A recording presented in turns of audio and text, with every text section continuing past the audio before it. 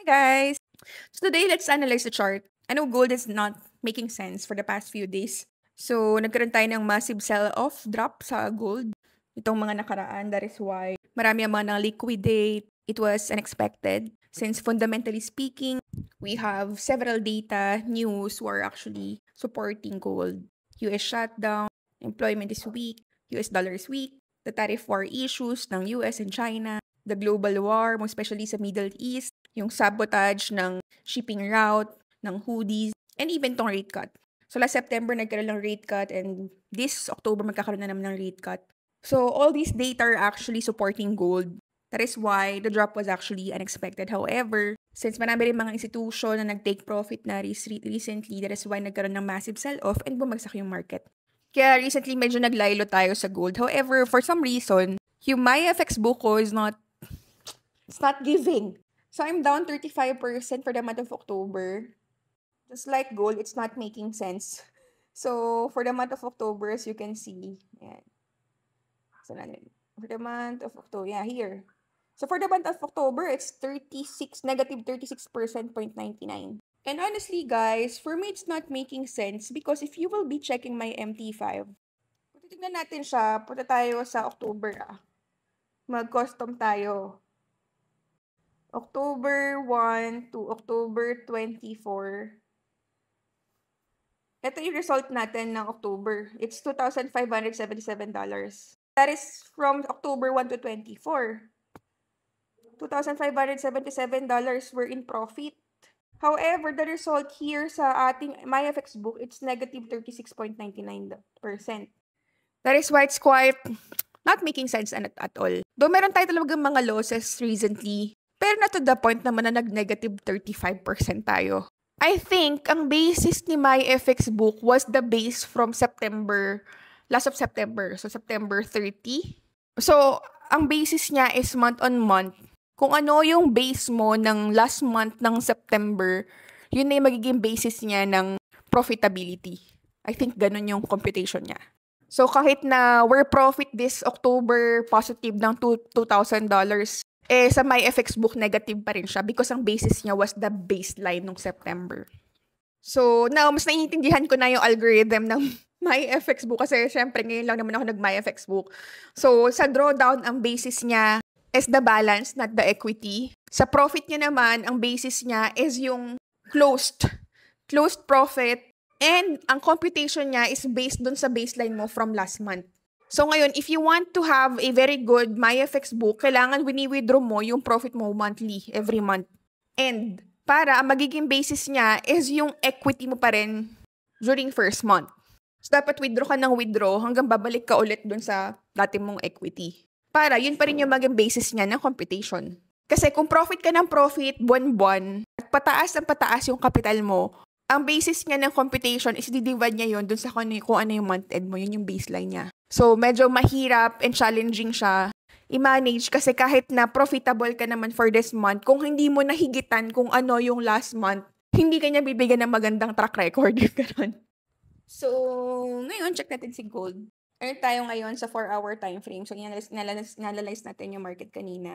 So, kung mapapansin nyo, for the longest time, uptrend si gold. Ayan, bakit talaga siya. And now, recently, nagkaroon siya ng correction dito.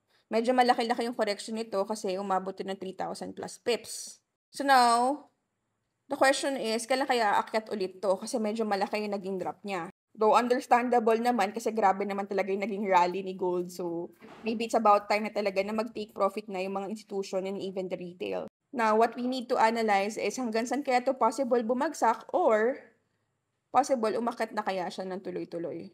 Okay? So, punta tayo dito sa pinaka-recent. Ito pinaka-recent, ito ang ating all-time high. Okay, umabot siya ng nasa 4,300. And now, what happened was, nag-stop na siyang mag-create ng higher highs. So, paano natin nalaman? Okay? So, kung mapapansin nyo, ito siya. Magdodrawing tayo ng parallel channel.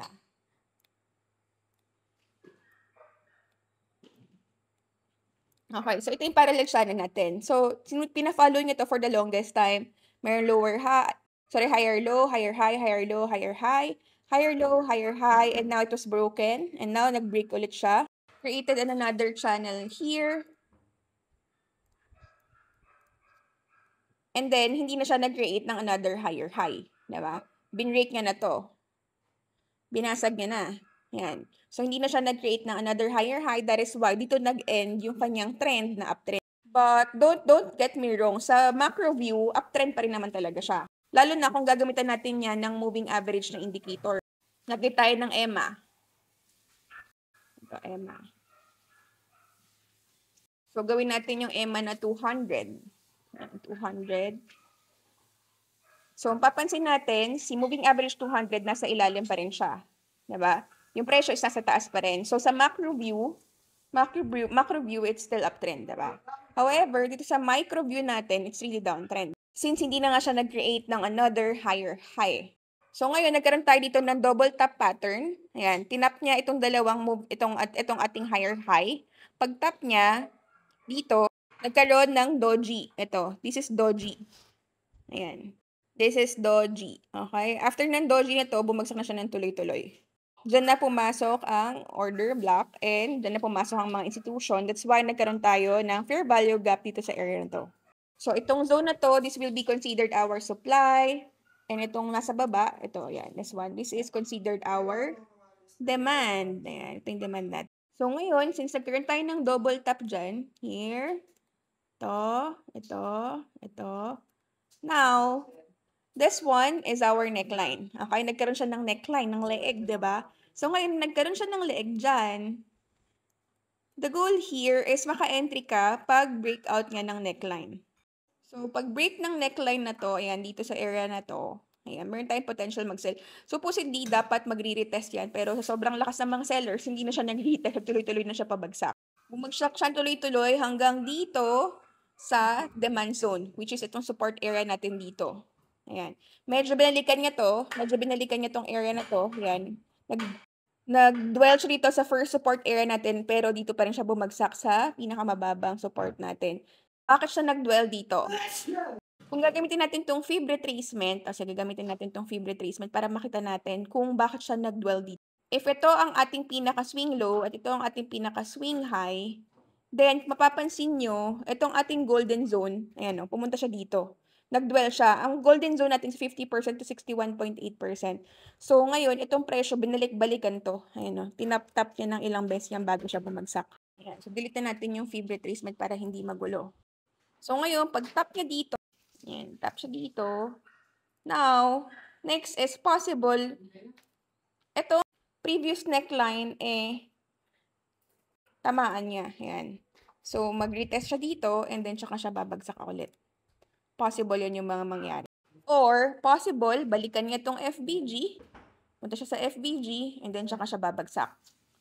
Or, so, ganun yung mga potential na mangyari dyan. Pero syempre, depende pa rin yan sa fundamental data. Depende pa rin sa mangyayari sa usapan ng US and China sa meeting nila. And depende pa rin yan sa magiging sentiments ng market during the rate cut this coming October 30.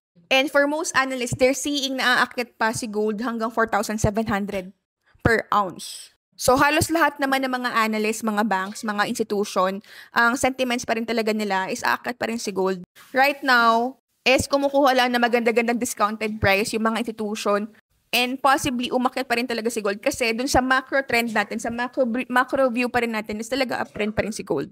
So sa medyo may malaki-laking kapital, maganda na makapag-hold din tayo ng ating gold kahit maliit na lot size lang.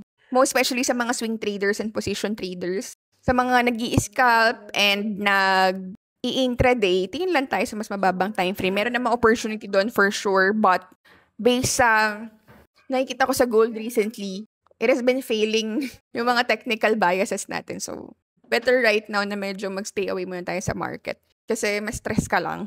Kasi stressful siya ngayon. So, yun lang guys. I hope meron tayo nakuha for today. And disclaimer lang, this is just my analysis. It doesn't necessarily mean na tama to. Since, syempre, we cannot predict the market 100% accurately. Never, no. So, if you have your own analysis, just share in the comment section. Let's make the trading community healthy. Hindi na yung naghihilaan pababa, diba?